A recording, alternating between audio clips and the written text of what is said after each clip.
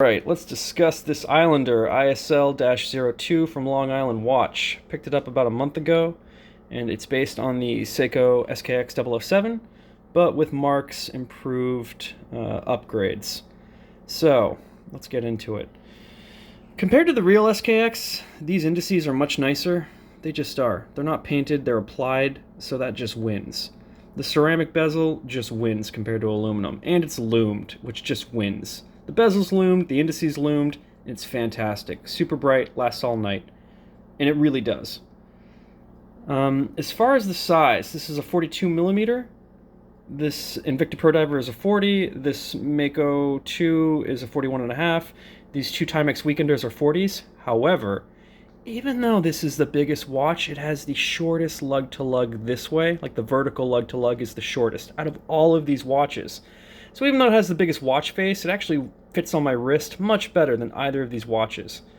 So if you own any of these style watches, just know that like this one will actually fit your wrist better. So don't be afraid of the 42 millimeter if you have small wrists. Like I have small wrists, but like this one fits better than any of these watches. Mark really nailed it out of the park, and I'm so pleased with him doing this, because once again, I always wanted an SKX-007, but I never bought one because I didn't like the specs. I didn't like the mineral glass or the hardlex.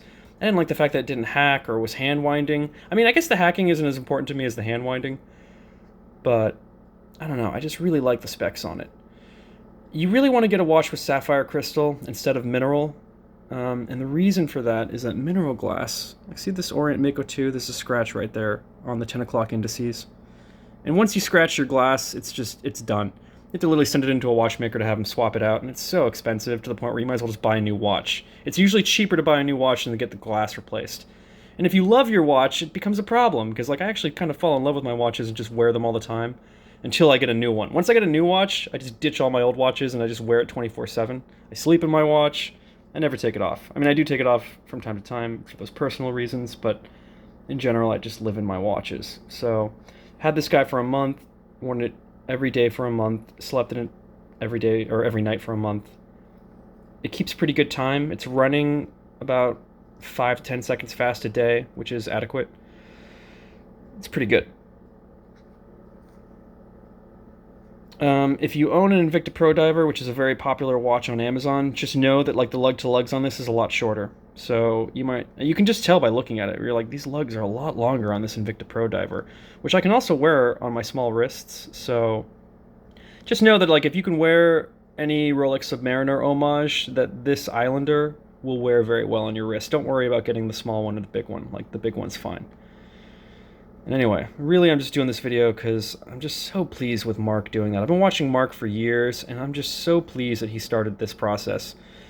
Because Seiko just discontinued the SKX. So if you want an actual, SKX, like this is really your best bet. Yes, you could go buy an SKX, on the internet, but you're going to get not sapphire glass. You're going to get not a great movement. And if you want to mod it yourself, like, good luck, man. I'm very handy, and I would never dream of swapping out a movement in a mechanical watch, so I don't know. I feel like you spend your $300, it comes with a steel bracelet, solid end links, it comes with screws instead of pins. The bracelet isn't as nice as a strap code, but it's pretty damn good. So if you're on the fence about, is this Islander worth $300? Absolutely. You don't want to spend $100 on this watch or $150 on this watch and then bang a doorknob, and then you're just screwed. I mean, for real. You bang a doorknob, you're screwed. You keep buying $100 watches, $150 watches. You're just wasting your money. Spend the $300 once, and you're good to go. I mean, truly. And yeah, just like, look at it, man. It's just beautiful. I mean, truly. The sapphire glass is even anti-reflective coated with blue, so like, it looks fantastic. And it looks really good on the bracelet. I don't wear bracelets because I just don't. They're too heavy, they're uncomfortable. And it's just a strap monster with the NATO. It has the thick spring bars too. So it comes with the spring bars that look exactly like the SKX. They're a lot thicker than all these other watches. So anyway, I just want to really thank Mark for making this watch. It's totally my favorite watch. I plan on wearing it essentially for the rest of my life until something terrible happens to it. But I plan on just getting it serviced and hanging on to it for decades. I really like it. if you're new to wristwatches, just know that like when you see a watch tick, 1 tick per second, that means it's a quartz battery operated watch. And if you see a smooth sweep, that means it's a mechanical or an automatic. And once you go mechanical automatic, you're never going to go back to quartz. I mean, unless it's a G-Shock or a digital watch. The reason for that is if you look at this quartz watch, it never lines up. Truly, it never lines up. And so that's really a problem. Also, the glass is scratched. The glass on this one's scratched, the glass on that one's scratched, the glass on this one is scratched. This one's still cool, but I was getting stressed out because I was like, I really like this watch, but it was scratched the bezel, and I was like, it was a ticking time bomb. That's when I was like, I really gotta get a watch with sapphire crystal, you know, so that I don't have to worry about scratching it. And now that I have it, I really like it. Definitely my favorite watch. I really want to thank Mark for offering this product. I feel like it's superior to the SKX in every way, with the exception of the ISO rating. But, I mean, come on, none of us are divers. And if you are a diver, you have a dive computer. So, like, who are we kidding? You know, you can get a cheap ISO, you know, Citizen dive watch if you really care about the ISO rating. So, I mean, but for 99.9% of us, we don't need the ISO rating. Still 200 meters water resistant, screw down crown. Remember that Seiko discontinued this watch. So, I mean, yeah, you got the Seiko 5s, but they don't have a screw down crown. And I'm sorry. Who wants to take a watch in the water that doesn't have a screw down crown? Nightmare. Anyway, Mark, if you ever see this video, thank you so much, man. I mean, it was the best $300 I've ever spent on a watch. Totally worth it. Worth every penny. Truly, worth every penny. Cannot say enough nice things about it. Check out Mark's YouTube channel. I want to say it's Long Island Watch. I forget what his website is, but Google it. You'll find it.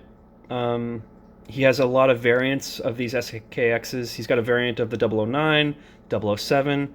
I want to say the 013. It's just fantastic. Anyway, I really appreciate it. Thank you so much, Mark. It's a fantastic watch. You really, I mean, you basically made the best watch you can buy for $300, in my opinion. Like, I cannot find a better spec'd watch at this price point. Literally. It's got an NH movement in it, so it's got a Seiko NH, I want to say 36 or 35 movement. Totally fantastic. Anyway, hopefully this was helpful, and everyone have a good day.